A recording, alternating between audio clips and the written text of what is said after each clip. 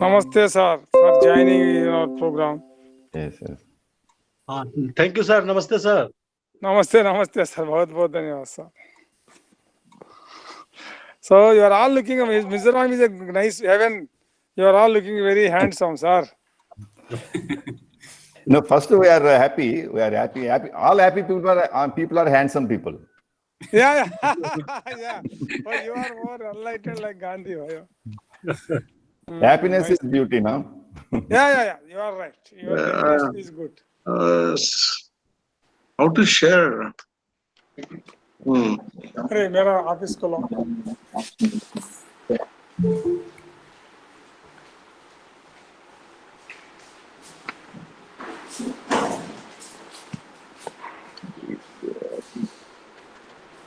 Yeah. If you click, then it will come. Click. Share screen कैसा है इसमें? अरे उसको भी बुला दो. टिकन को इधर बुलाओ. नीचे है ना टिकन. अभी गया ना. अभी बाइक में गया ना. Not security. एक बाइक में गया ना. एमआर सिंह का बेटा. उसको बुलाओ.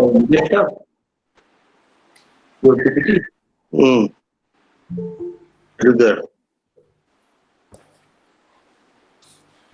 कहाँ है?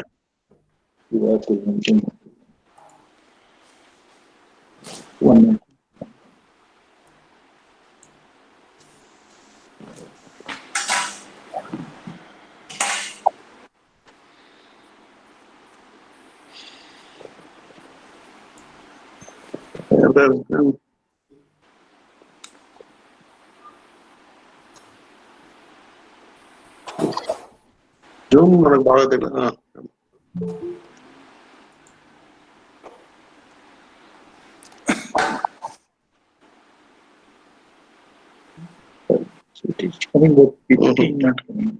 Shankar, welcome. Shankar, welcome from Sikkim. Welcome, sir. Welcome, sir. Dr. Shankar, Sikkim University. Sir, shall we start? Rakesh Nimagadda is from Hyderabad.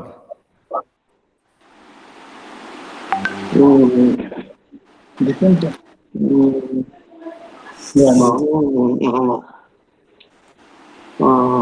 I just go open this one.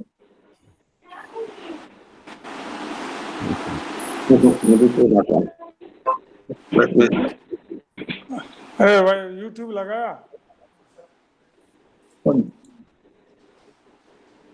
Oh.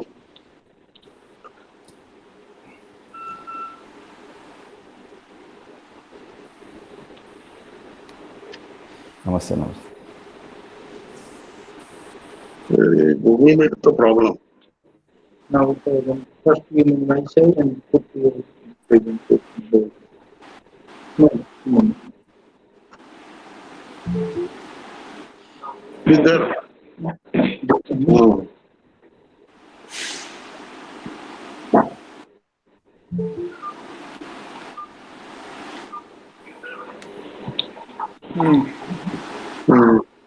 It's coming out. Okay. Just don't share now. Okay. Window, no? You have click window. YouTube इधर है. वो भी खुला सकता है भाई हमारा. YouTube पे आ रहा है. वो रूम. YouTube पे लाइव हो गया है. आ रहा है. ओके ठीक. कैमरा नहीं है. हाँ YouTube मेरा भी है ना YouTube. नहीं सर, आपका YouTube नहीं है सर. YouTube पे लाइव आ रहा है सर. हाँ YouTube में ना. ये सर. नहीं चाहिए. नहीं सर, आप इसी पर रहिए sir. Sir, you be on Google Meet, sir. You have to speak from here, sir.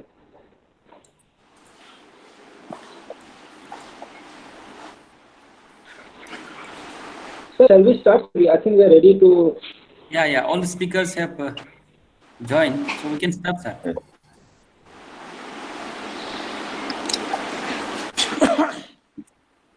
Patnaik sir, welcome. Our Pro Vice Chancellor. Oh, welcome, sir.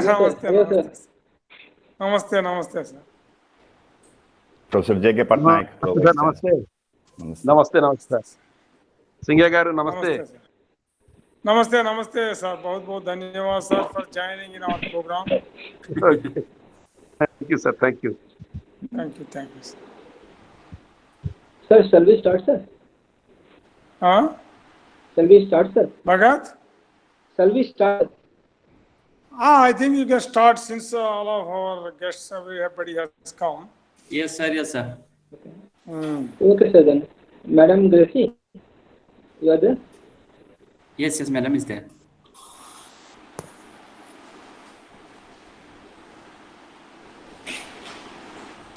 Hey. Generator है नहीं है? Madam Gracie? Madam, please unmute yourself. Yeah, yeah. I'm here. Yeah. Am I Yeah, let us audible? start, ma'am. Yeah, yes. Let's Oh, start. well, ma'am. All right. Yeah. Hello, Namaste, sir. madam. Namaste, sir. Namaste. All right. A very good afternoon and a warm welcome to the continuation of 150 years of celebrating the Mahatma. The birth of Mohandas Karamchand Gandhi, fondly known as the Mahatma or a great soul, has been a precious gift to the world. His practice of satyagraha, ahimsa, or non-violence as means to counter oppression and the radical ideas of dissent in an age of violence and bigotry left a profound impact on many world leaders, not only of his time, but for generations to come. He played a pivotal role in abolishing the heinous practice like untouchability. The great leader also led nationwide campaigns for easing poverty, expanding women's rights, building amity between various religious and ethnic groups. And above all of them, he strove to achieve Swaraj or self-rule. He is truly, I quote, a man among men, a hero among heroes, and a patriot among patriots, unquote, as G.K. Gokhale has rightly put. Bapu's birth anniversary is also celebrated as International Day of Non-Violence, as declared by the United Nations General Assembly 2007. So to start off our program today, I would now request our Honorable Pro Vice Chancellor, Professor G. Singaya, from NEHU Tura campus to do the honors of delivering the welcome speech. Please, sir. Thank you, madam. Are you hearing, madam? Are you hearing? Yes, sir. Yes, Yes, sir. Yes, you're Okay. very much audible, sir. Okay. Please carry on. Our Honorable Vice Chancellor, sir, Professor K.S.R. Samsirao Garu, and my good friend, Professor Jyoti Kumar ji, and all other faculty members, staff officers, students, and my own colleagues, Dr. L.K. Gracie Madam, Dr. Deepak, Dr. Sunendro, and ladies and gentlemen, very, very good afternoon to each and every one of you. On behalf of our NEHU Tura campus, on behalf of my colleagues, staff, students, on my own behalf, I welcome you all to this 150 years of Mahatma Gandhi continuous celebrations. And it is our tradition and our way of life practicing the Mahatma Gandhi Jayanti every year on 2nd October. As part of it, our campus has been organizing series of activities. This year also, we have conducted essay competitions about the new education policy for college, school children, college, university students. That way, last year also we had organized a museum series of lectures. Similarly, every year we have been organizing as part of it, even if there is a COVID situation, and all of our colleagues have thought, let us also organize this year. In this context, I approached our well-wisher, our mentor of our NEHU, as well as my own Professor K.S.R. Samsirao Garuji. who has, when I approached him very few days back, sir, you have to deliver a speech. Immediately, he has given a consent. Sir, we appreciate your concern for our campus, for our NEHU. And I sincerely thank you, express my gratitude. And I welcome you, sir, to our Gandhi Jayanti celebrations today. I welcome you, sir. Bahut bahut dhanyawad. Similarly, my good friend Professor Jyoti Kumar ji, who has also, when I requested him, he has also agreed to join in this program to deliver a speech on this occasion about the relevance of Gandhiji ideology in the modern age or in the 21st century. Similarly, our Honorable Vice Chancellor sir also is going to speak about Phoenix Farm, birthplace of Satyagraha. Similarly, I also welcome all the faculty members from different universities, students, officers, my own coordinators, and our Madam L.K. Gracie, students for this Gandhi Jayanti celebrations. And बहुत heartfelt greetings to each and every one of you.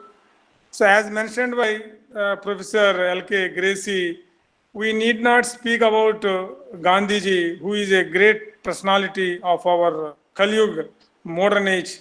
So who has a great exemplary to each and every one of us, to the humankind, who has inspired the global leaders across the globe. So that way, he belongs to the high order of enlightened human being, and he is a person who has internalized the values and principles of Indian thought culture in letter and spirit, having a faith and practice in transforming the human character.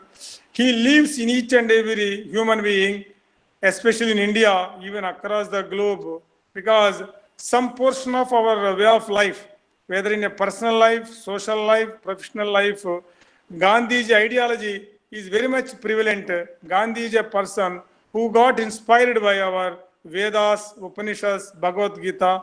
He is the epitome of our Indian culture, Indian philosophy, who lives in each and every Indian as well as a human heart, because his ideology is nothing but free will of a human being. He always speaks from his conscience. He is guided by his conscience in his personal life as well as a professional life. Such a great, in this Kali Yuga, modern age, we are all gifted, God's gift, having such a highly enlightened human being who is inspiring each and every one of us. So he is the person who has evolved from time to time, from pillar to post. Like any other common man, he also committed a series of mistakes. But from each and every mistakes he had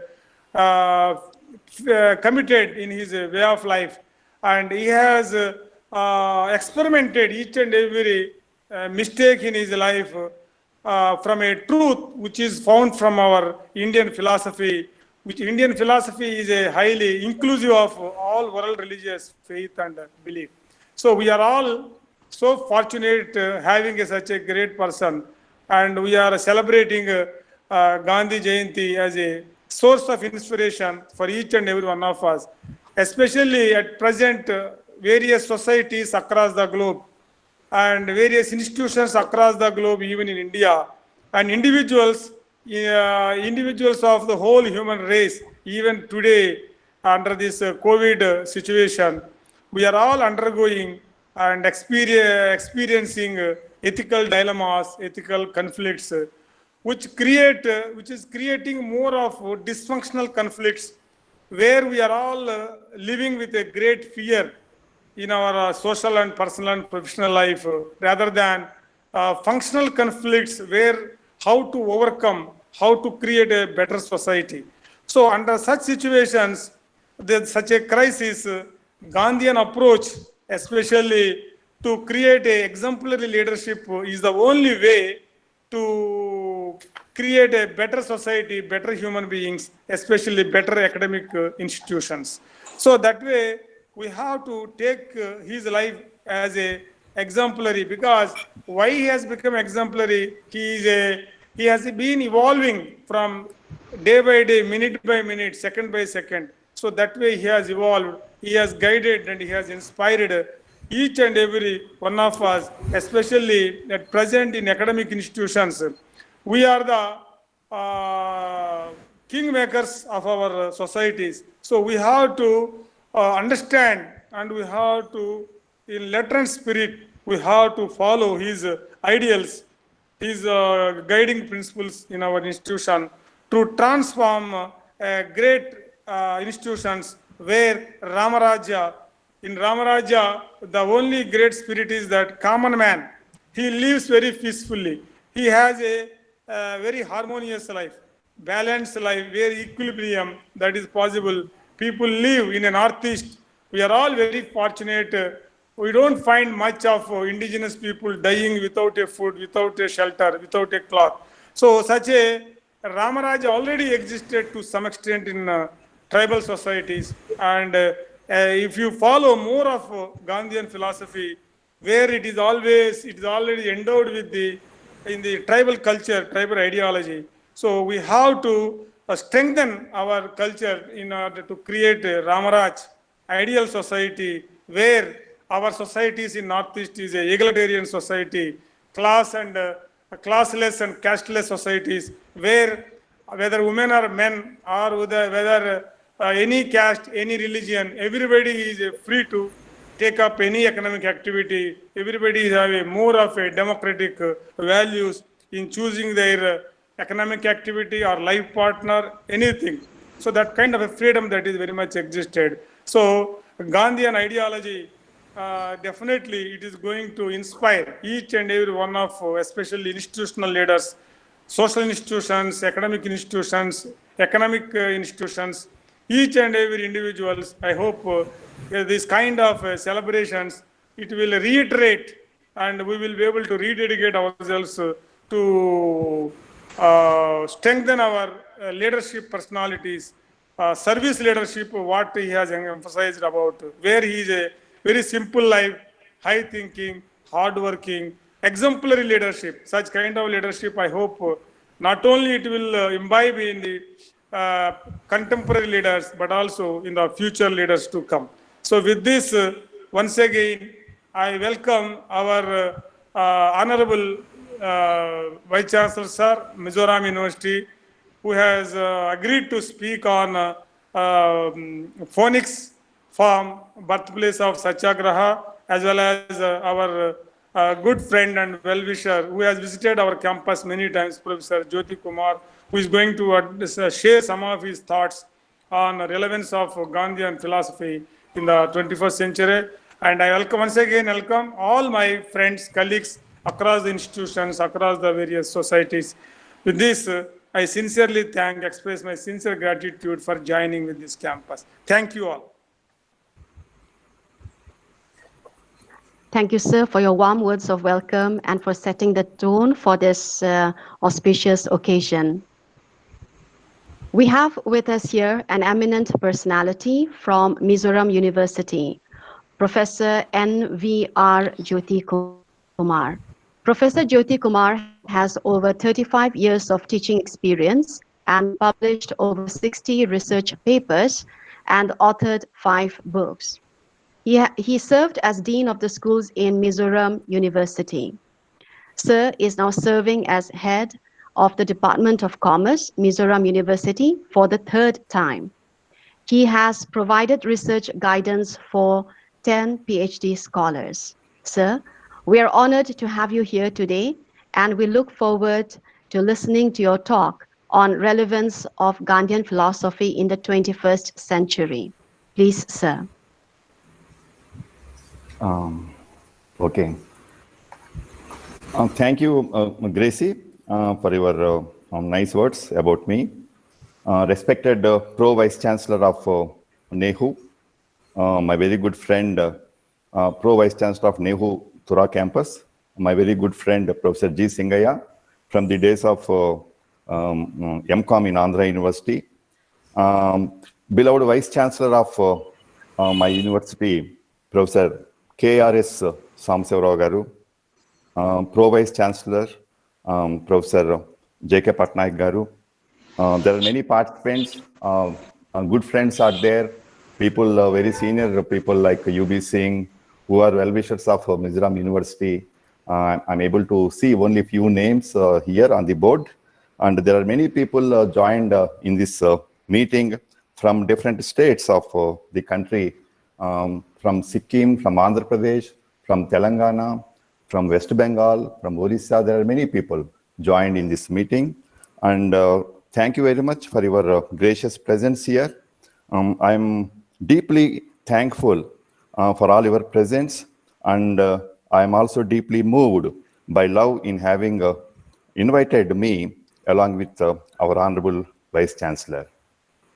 And on this August occasion, first let me extend my heartfelt greetings to you all on the occasion of Gandhi Jayanti, as well as the Jayanti of Lal Bahadur Shastri. And the nation is celebrating 151st birthday of Mahatma Gandhi and 116th birthday of Lal Bahadur Shastri. And we all know Lal Bahadur Shastri was born in Mughal Sarai. Now it is popularly known as Varanasi. Though the railway station's name is still Mughal Sarai, he was born there. And he was 16 when Gandhiji called upon people of the country to join the non-cooperation movement. As Minister for Railways in independent India, he had resigned for the post of minister due to a train accident, though he was not responsible for it directly. He was humble, tolerant, with great inner strength and resoluteness. As second Prime Minister of the country, he had promoted the white revolution in the country by supporting the popular Amul Milk Cooperative movement in Anand in Gujarat. And his call, Jai Jawan, Jai Kisan, had inspired the whole nation at that time. But after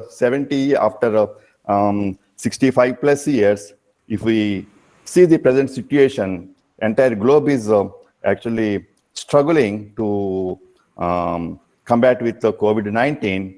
Now also, we should salute our Kisan and we should salute our Jawan, because Indian Kisan, they never failed India to get food. So when many sectors struggled a lot to do their work, it is Indian Jawan and Indian Kisan, and they never slept and they continue to give their sacrifices to the nation. Well, Gandhi was a practical idealist. His life and work gave us a number of concepts which have become more relevant in the 21st century. His writings and works made him earn a name as a journalist, politician, environmentalist, educationist, economist, social reformer, physician, philosopher, and whatnot. But interestingly, he used to take pride. He used to take pride in calling himself a good scavenger. That is a title he used to love very much, scavenger. Whatever cleanliness drive we are doing now across the nations in the context of COVID-19 to combat the pandemic, he had popularized it by saying cleanliness is godliness.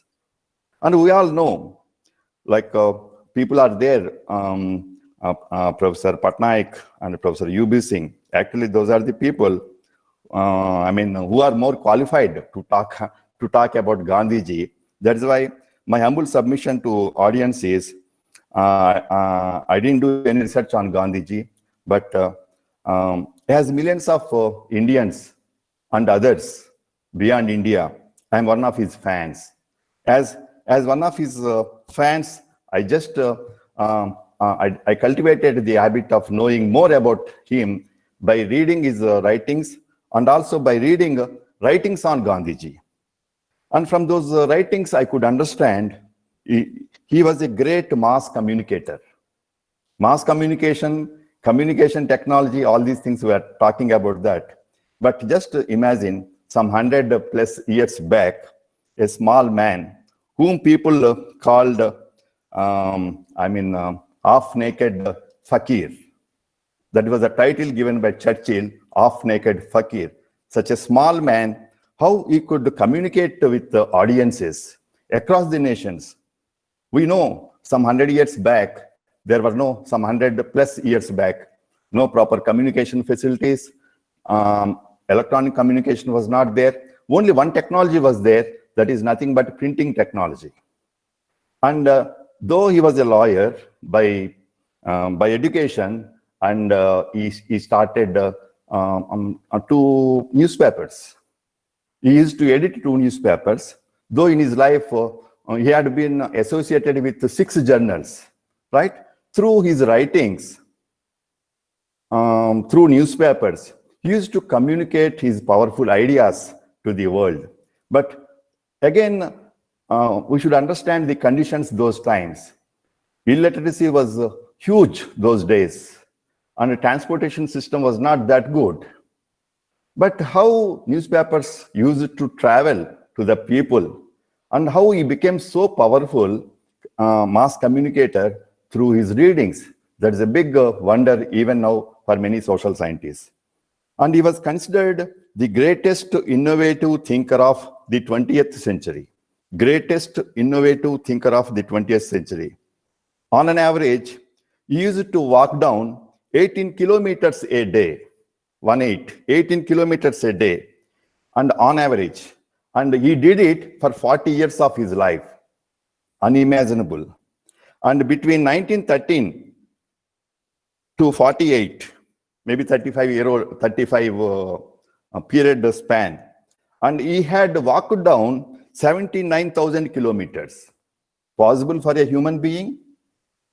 So Mahatma Gandhi was an inventor of a unique way of protest, a struggle of emancipation and of empowerment.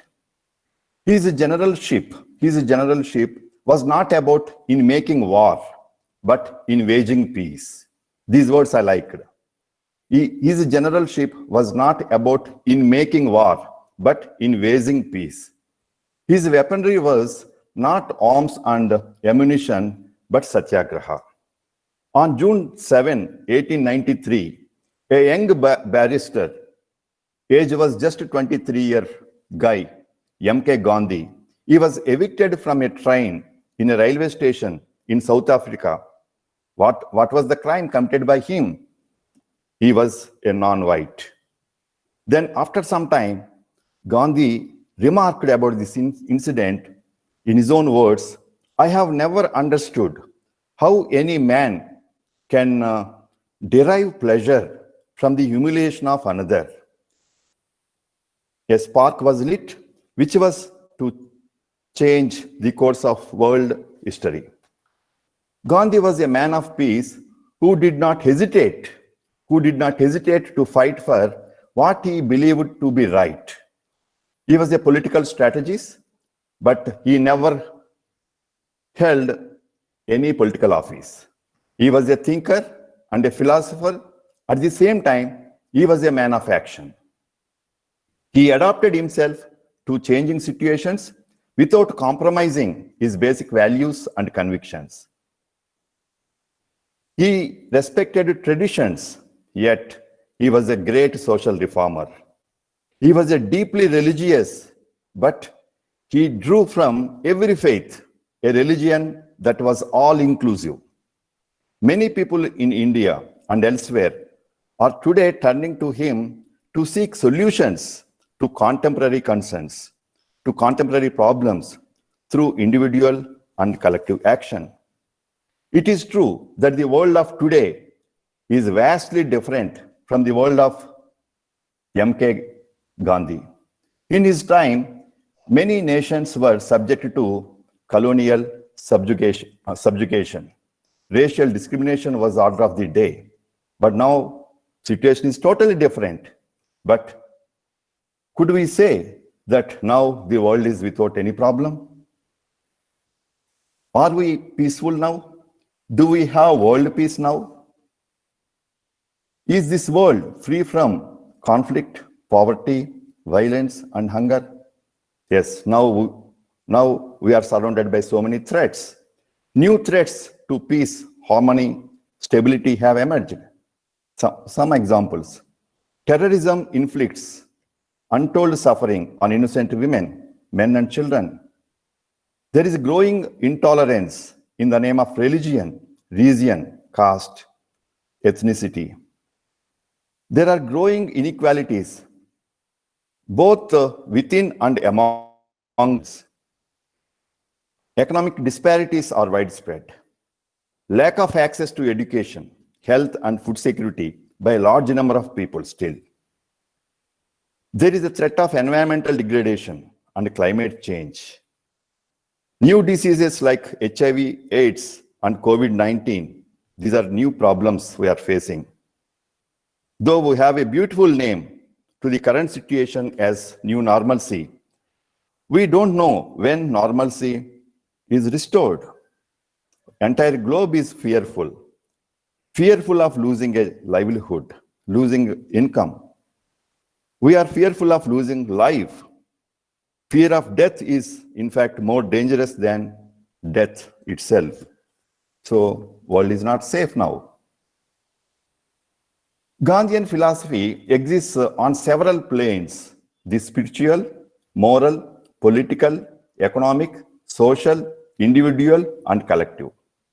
Its objective is to transform the individual and society simultaneously in accordance with certain principles.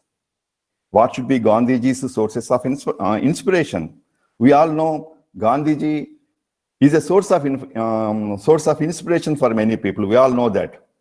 But what should be Gandhiji's sources of inspiration in his times? Here are some: Bhagavad Gita, Jainism, Buddhism, Bible, Gopal Krishna Gokhale, Tolstoy, John Ruskin. These are some. Tolstoy, he authored one book, The Kingdom of God is Within You. That book had tremendous impact on Gandhiji's personality.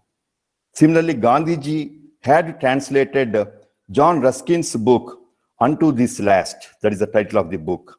And he had translated into book, title is Sarvodaya. Sarvodaya is the name given by Gandhiji.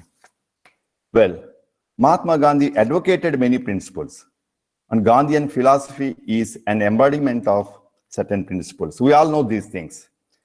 Truth, truthfulness in word and deed. Very difficult to do this. We find wide gap between what people speak and what people do. But in a relative sense, truthfulness, according to him, is same. It should be reflected the same meaning in one's word and deed. And in absolute sense, it is nothing but the ultimate reality. What is the ultimate reality? For a human being, again, spiritual sense. His life started as God is truth, but ended as truth is God. His life started as God is truth, but ended as truth is God. And he used to say that means should justify the ends. But what is happening nowadays? And many people, many organizations, at times governments also think that ends justify the means. Ends justify the means. That is against Gandhi's principle. He used to say means should justify the ends. And we all know UNO very recently, United Nations organizations, UNO, they have celebrated the 75th anniversary. And about tragedy, about calamities, especially when a calamity like COVID-19, when it happens once in a century, then one of the beneficial effects of calamities is calamities unite people because common enemy is one. Say, for example, now it is COVID. Common enemy. Everybody is common enemy. But countries are divided. UNO is not able to do, or it was not allowed to function properly. And there are so many questions about UNO's future itself. Same is the case with the World Health Organization, UNESCO. There is drastic erosion of their credibility. There are certain nations, they are preventing by using their veto power. I don't know the morality behind veto power, right? I'm not talking about legality, but morality behind veto power. Is it possible for one or two countries to use veto power against the interests of the common people in the world? Well, then non-violence. This is not mere peacefulness or absence of overt violence. It denotes active love. In fact, it is the highest law of humankind. Today, when I read some newspapers, and in many editorial pages, there are good writings on Mahatma Gandhi. But there are editorials in certain newspapers. It is about how to control or how to curb atrocities against women. And they have given some, very sadly, they have given some statistics, and those statistics are mind-boggling. One side, writings about Mahatma Gandhi's personality. On the other side, there are editorials, because that has become very important editorial nowadays. And I have read in one newspaper that 87 women are being raped a day on average in India. So, but we are preaching non-violence. Then Satyagraha, it is a method of securing rights by personal suffering and not inflicting injury on others.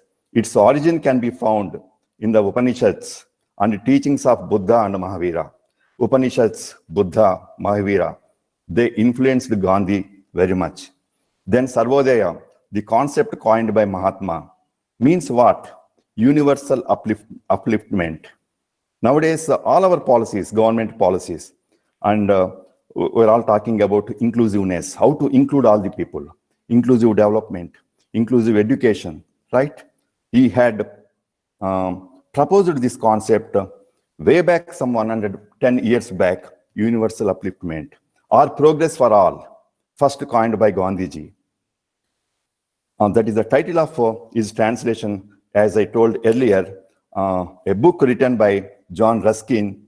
It is a book on political economy unto this last. That book impacted him very much. Then there are certain concepts like Swaraj, trusteeship, Swadeshi, the Gram Swaraj. These are the concepts. In fact, these are socio-economic philosophy. They touch upon many socio-economic issues. And Swaraj is nothing but freedom for the meanest of our countrymen. Trusteeship, Swadeshi, it's a conjunction of two Sanskrit words. Swa means self, Desh means country. It also means self-sufficiency. Many people, they used to argue in the context of globalization and liberalization, self-sufficiency has become outdated. But thanks to COVID, now all countries, advanced nations, whatever may be their philosophies, whether they are democratic or not so democratic, they're all talking about how to make their economies self-sufficient, how to reduce their dependence on one nation, how to engage themselves in local production, how to support MSME sector, micro, small, and medium enterprises, and how to harness our local skills, indigenous skills. And all countries, right from America to many countries, they are thinking on these lines. But this is not a new concept. This concept was educated by Gandhiji way back. Well, Mahatma Gandhi envisioned Gram Swaraj. If I read latest books on public administration, because Professor U.B. Singh is there and Professor Patnaik, they are there. And the latest concepts in the latest book, it is all about participatory democracy, how to implement that, and how to make decisions at grassroots level. But is it really a new concept? No. Promoted by Gandhiji long back. And all systems systems, whether it is capitalistic, socialistic, and communistic, have resulted in centralization of power and authority of the apex. Centralization of power and authority of apex. And the Gandhian concept of Gram Swaraj is all about decentralization. Is there any better method of ruling ourselves except decentralization? That is a question mark. We all know power corrupts. Absolute power corrupts absolutely. And Transparency International survey results, we all know, and how our country is faring in terms of perception index on corruption. And there is a danger of jobless growth. Economy is growing. The economy is growing, fine, but it is not able to generate a sufficient number of jobs for our young people. So technology should be, Gandhiji's principle is, technology should be in tune with the needs of local livelihoods and skills, instead of promoting mindless consumerism and irresponsible capitalism. I repeat, Gandhiji's principles are against mindless consumerism, spending excessively, using excessive number of goods. It is against mindless consumerism and irresponsible capitalism. We all know the growing nexus between political parties and the business community and economists. So they coined a new word for this, crony capitalism. It is happening in almost all the countries. So relevance of today's concepts. His teachings are more valid today than ever before. My opinion. When people are trying to find solutions to the rampant greed, widespread violence, and runaway consumptive style of living. These are the people, Martin Luther King Jr. in the USA, Nelson Mandela in South Africa, Aung San Suu Kyi in Myanmar, Kailash Satyarthi of India. These are the people. Gandhiji's ideas influenced these people to do some better work in their life. These are only a few examples I am giving. Just I will take maybe 2-3 minutes, not more than that. Here are some quotes from Gandhiji. The weak can never forgive. Forgiveness is the attribute of the strong. You must be the change you wish to see in the world. You must not lose faith in humanity. Humanity is an ocean. If a few drops of the ocean are dirty, the ocean does not become dirty. He was always very positive and optimistic. And about Gandhiji, Martin Luther King Jr. once said, if humanity is to progress, Gandhiji is inescapable. If humanity is to progress, Gandhiji is inescapable. We may ignore him at our own risk. We may ignore him at our own risk.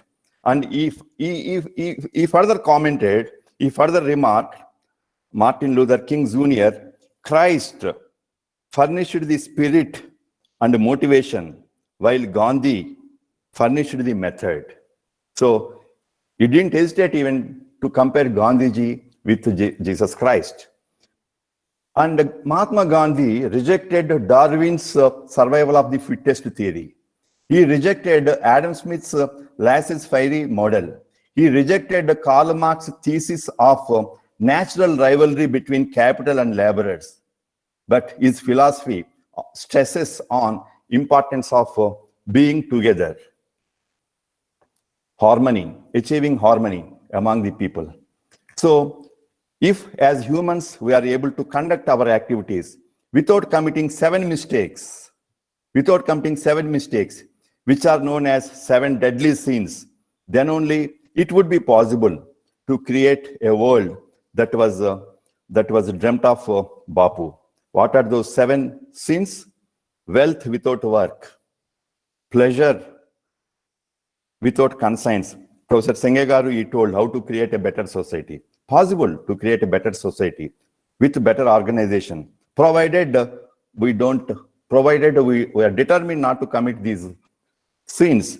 Wealth without work, pleasure without conscience, science without humanity, knowledge without character, politics without principles, commerce without morality, worship without sacrifice.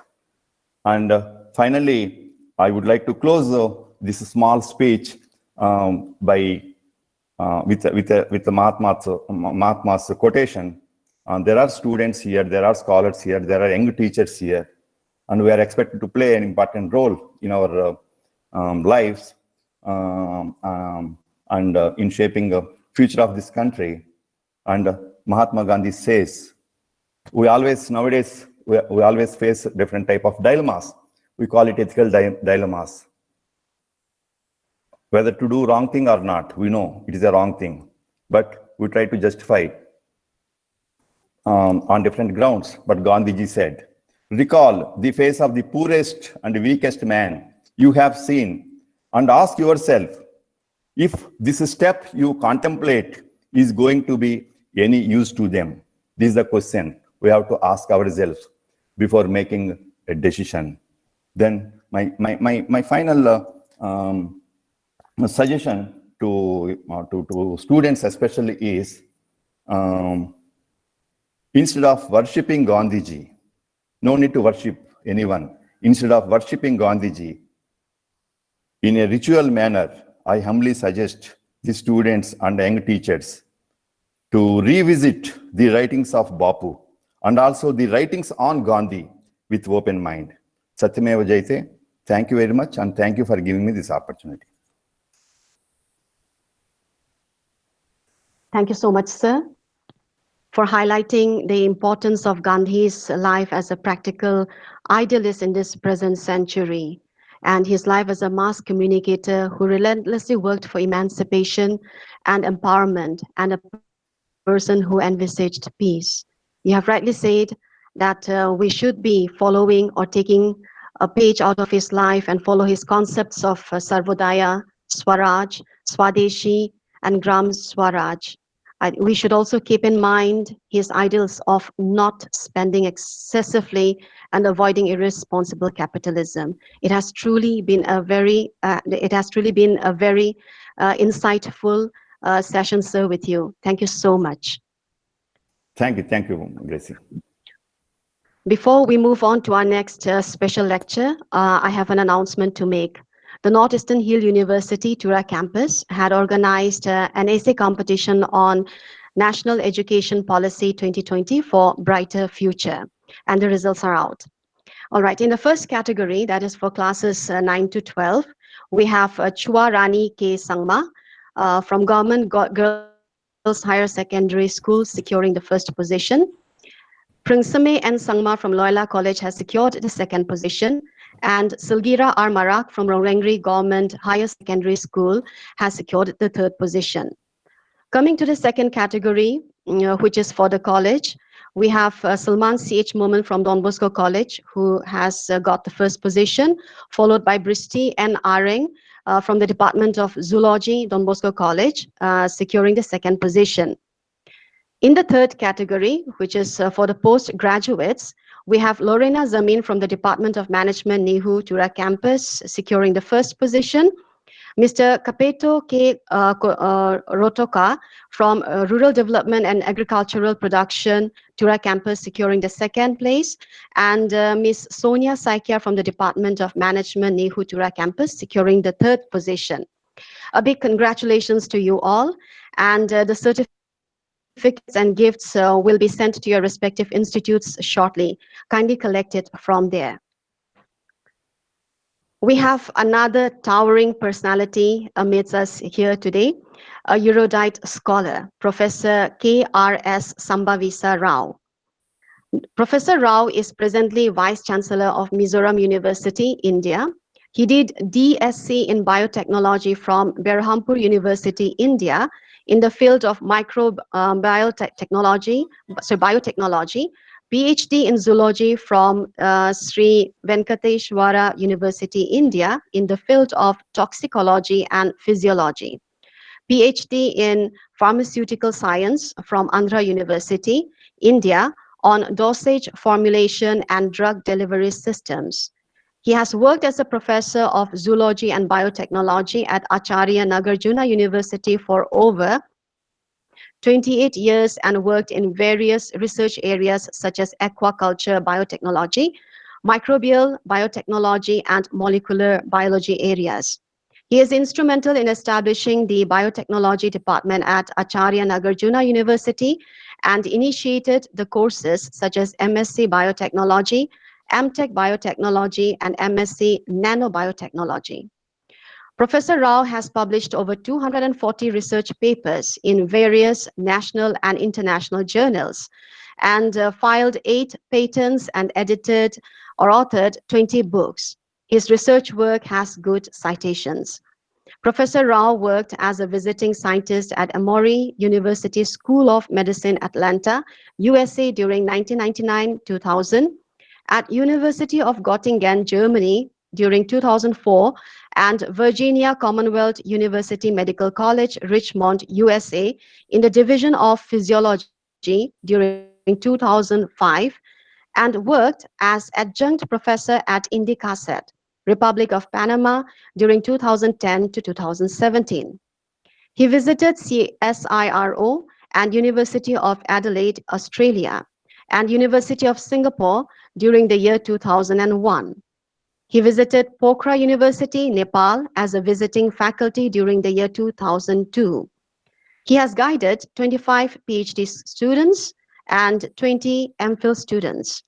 Professor Rao is instrumental in establishing the Association of Biotechnology and Pharmacy in the year 2007, and he is the founder General Secretary of Association of Biotechnology and Pharmacy.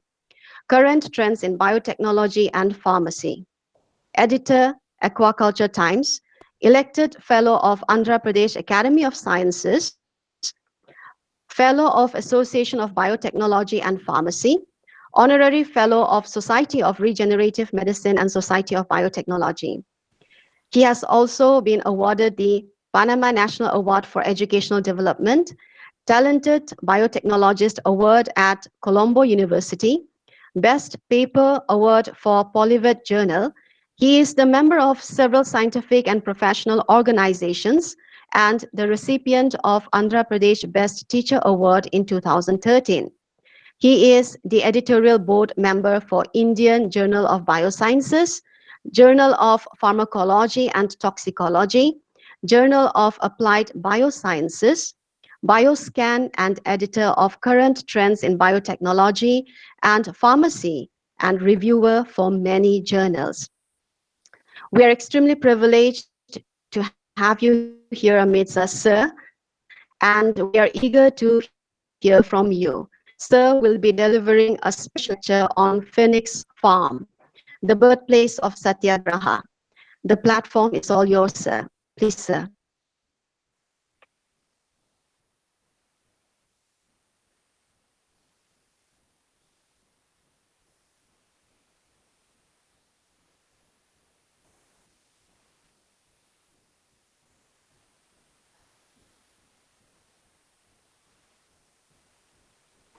Oh, thank you, everyone, especially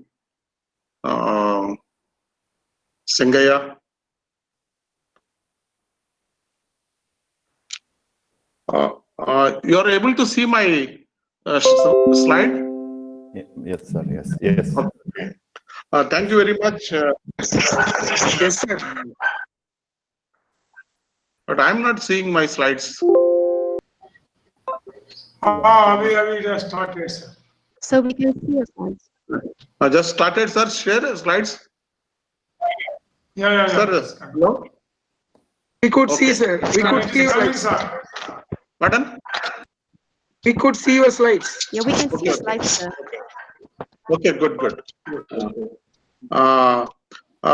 Thank you, Singay Garu,